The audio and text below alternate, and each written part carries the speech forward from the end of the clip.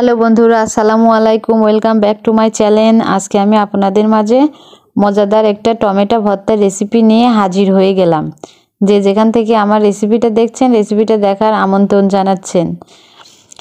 আজকে আমি হোটেল স্টাইলে টমেটো ভর্তা রেসিপিটা আপনাদের মাঝে শেয়ার করব। মজাদার একটি ভর্তা, একবার খাইলে বারবার খেতে মন চাইবে।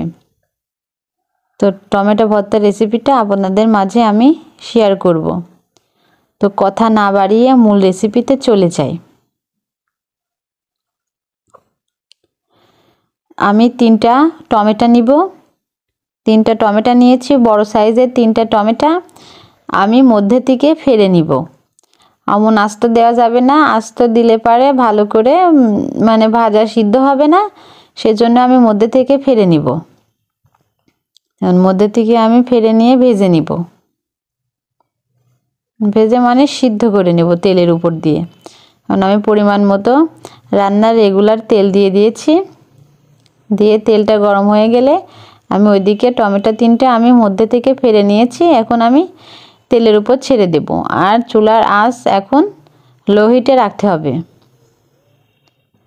আর কিছু 3-4 কোয়া রসুনটা বেশি দেওয়া যাবে না, অল্প দিতে হবে, নাই রসুনের স্মেলটা চলে আসবে, টমেটোর স্মেলটা পাওয়া যাবে না। আর উপর থেকে আমি হলুদের গুঁড়া আর পরিমাণ মতো লবণ দিয়ে আমি উল্টায় ভেজে নেব, উল্টায় পাল্টায় সুন্দর করে সিদ্ধ হওয়া পর্যন্ত আমি উল্টায় ভেজে নিব।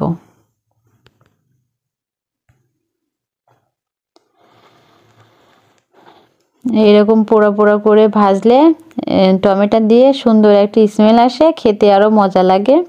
একদম কক্সবাজার হোটেল স্টাইলে ভর্তা রেসিপিটা। দেখুন আমার টমেটোটা প্রায় সিদ্ধ হয়ে আসছে। এবার আমি নামাই নিব। দেখুন আমি নামাই নিয়েছি, ঠান্ডা করে নিয়েছি। আর এবার উপর থেকে আমি টমেটোর স্কিনগুলো ছাড়াই নিব। আর আমি মুখটাও কাটি নাই টমেটোর, মুখটা কাটলে আরও থেতলে যাবে, সেজন্য আমি এখন সেটা ঠিক করে নিব।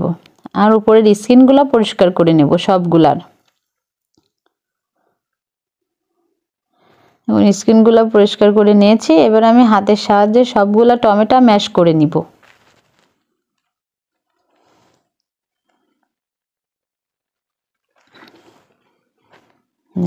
সুন্দরভাবে আমি ম্যাশ করে নিয়েছি। এবার আমি রান্নাতে চলে যাব। প্যানে আমি পরিমাণ মতো প্যান গরম করে নিয়েছি। এবার প্যানে আমি পরিমাণ মতো তেল দিয়ে দিব। সরিষার তেলটা দিয়ে দিব। সরিষার তেল দিয়ে চেষ্টা করবেন। আমি সরিষার তেল দিয়ে দিয়েছি। তেলটা গরম হওয়া পর্যন্ত আমি এভাবে রেখে দিব। এবার তেলটা গরম হয়ে গেলে আমি 2-3টা কুচি কুচি করে কাটা পেঁয়াজ দিয়ে দিব। 2-3টা পেঁয়াজ দিয়েছি আমি কুচি করে করে কেটে। এবার আমি কিছুক্ষণ ভেজে নেব। পেঁয়াজটা লাল লাল করে ভাজা যাবে না। পেঁয়াজটা যখন কিছুটা লাল লাল হবে, সেই পর্যায়ে আমি কাঁচামরিচ কুচি দিয়ে দেব। তো কাঁচামরিচ কুচি দিয়ে আবার কিছুক্ষণ নেড়ে ছেড়ে নেব। আর এই ভর্তাটা যে এত মজাদার, আপনারা একবার ট্রাই করে না দেখলে বিশ্বাস করবেন না। এবার আমি টমেটোগুলো ঢেলে দিব। ম্যাশ করে রাখা টমেটো দিয়ে আমি কিছুক্ষণ নেড়ে চেড়ে নিব। মজাদার এই টমেটো ভর্তা রেসিপি গরম ভাতের সাথে জাস্ট জমে যাবে। আপনারা ট্রাই করে দেখবেন। অল্প উপকরণ দিয়ে মজাদার একটি ভর্তা রেসিপি, আশা করি ভালো লাগবে। তো আমি নেড়ে চেড়ে সুন্দর করে রান্না করব। আর এদিকে আমি কালারের জন্য পরিমাণ মতো হলুদ দিয়ে দিব। আর এদিকে লবণ, পরিমাণ মতো লবণ, যেরকম মানে নেবেন স্বাদ অনুযায়ী লবণ দিয়ে দিতে হবে। দিয়ে আমি নেড়ে চেড়ে নিব। দেখুন রসটা প্রায় শুকো শুকো হয়ে আসছে। এ পর্যায়ে আমি জিরা ভাজনাটা দিয়ে দিব। জিরা ভাজনাটা দেওয়ার চেষ্টা করবেন। জিরা ভাজনাটা দিলে এই টমেটো ভর্তাটা খেতে আরও মজা লাগে।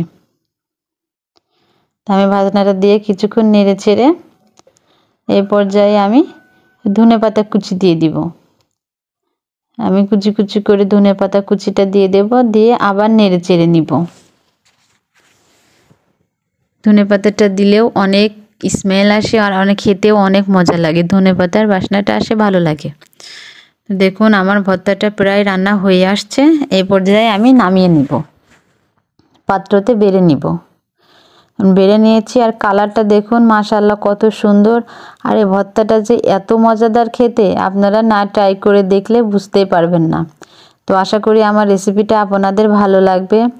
আমার রেসিপিটা ভালো লাগলে আমার পাশে থাকবেন, সাপোর্ট করবেন। এমন নিত্য নতুন রেসিপি নিয়ে আপনাদের মাঝে আমি সবসময় চলে আসব। তো বন্ধুরা ভালো থাকবেন, সুস্থ থাকবেন। ধন্যবাদ। আল্লাহ হাফেজ।